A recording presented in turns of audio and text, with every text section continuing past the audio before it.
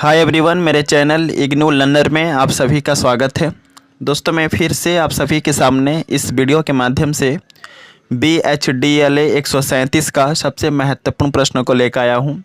और इस वीडियो में हम बात करेंगे औपचारिक पत्र क्या होता है, अनौपचारिक पत्र क्या होता है और इनके बारे में विस्तृत रूप से हम पढ़ेंगे। ठीक है, सो आप सभी से रिक्वेस्ट है कि आप इस वीडियो के अंत तक बने रहे, जिससे कि आपको यहाँ पर मैं जो प्रश्न बताऊँ इसका आंसर आपको अच्छे तरीके से और सहज भाव से जो है समझ में आ सके। तो सबसे पहले प्रश्न एग्जाम में पूछा जाता है कि औपचारिक पत्र और अनौपचारिक पत्र किसे कहते हैं, उदाहरण सहित वर्णन कीजिए। ठीक है, तो सबसे पहले हम जानेंगे कि औपचारिक पत्र क्या है। इसलिए आपको बहुत ही सुंदर तरीके से जो है एग्जाम में हेडिंग के तौर पे लिखना पड़ेगा औपचारिक पत्र। इसके अंतर्गत आपको लिखना पड़ेगा कि औपचारिक पत्र ऐसे पत्र होते हैं जो किसी भी सरकारी कार्यालय या किसी सरकारी संस्थान से जुड़े व्यक्तियों या अधिकारियों के लिए लिखा जाता है। समझ में आ गया क्या कहा मैंने? औपचारिक पत्र जो होता है ना, ऐसे पत्र होते हैं जो किसी भी सरकारी कार्यालय या किसी सरकारी संस्थान या किसी सरकारी संस्थान से जुड़े व्यक्तियों या अधिकारियों के लिए लिखा जाता है। इस तरह के पत्र लेखन को हम औपचारिक पत्र कहते हैं, जिसे इंग्लिश में हम फॉर्मल लेटर के नाम से जानते हैं। ठीक है, औपचारिक पत्र जो होता है मुख्य रूप से स्कूल के प्रधानाचार्य को लिखा जाता है।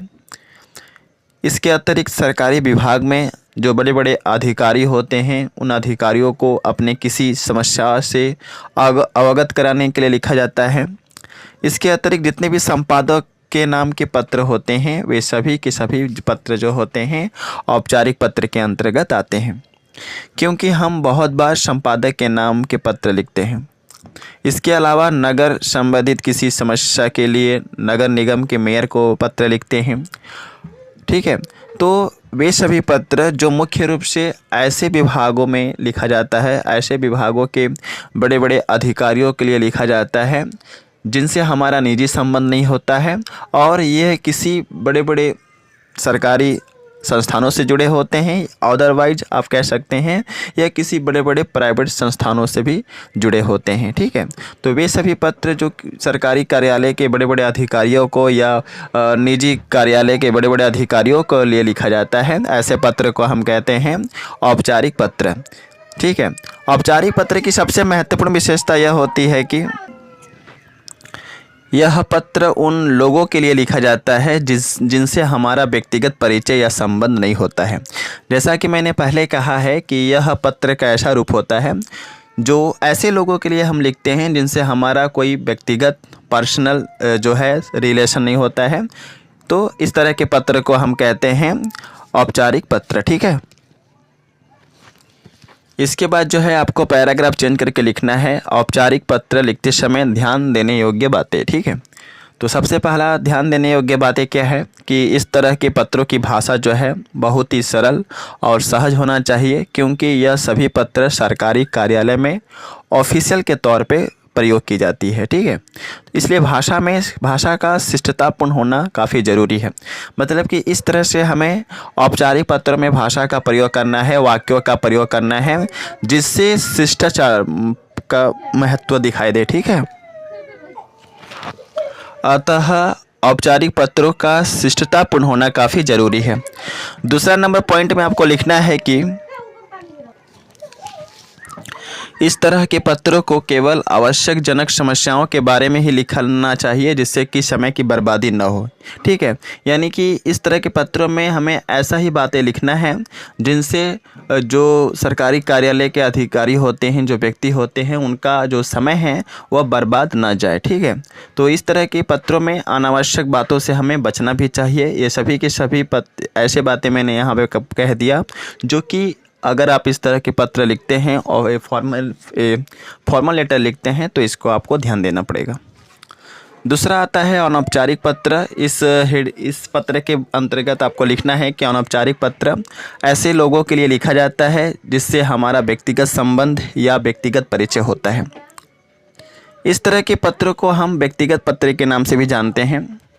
ये सभी पत्र के ऐसे रूप होते हैं जिसमें कोई भी व्यक्ति अपने मन की भावनाओं को और अपने मन के विचारों को लिख करके अपने सगे संबंधियों को पोस्ट ऑफिस के माध्यम से भेजने का प्रयास करते हैं। इस तरह के पत्र खासकर जो होता है हालचाल पूछने, किसी अपने निजी संबंधियों को निमंत्रण पत्र भेजने या अपने से संबंधित कोई महत्वपूर्ण सूचना के लिए लिखे जाते हैं। ठीक है, तो वे सभी पत्र जो अपने किसी व्यक्तिगत संबंधियों को या किसी जो हमारे रिलेटिव्स होते हैं, अगर उनके लिए अगर हम पत्र लिखते हैं तो इस तरह का पत्र अनौपचारिक पत्र कहलाता है।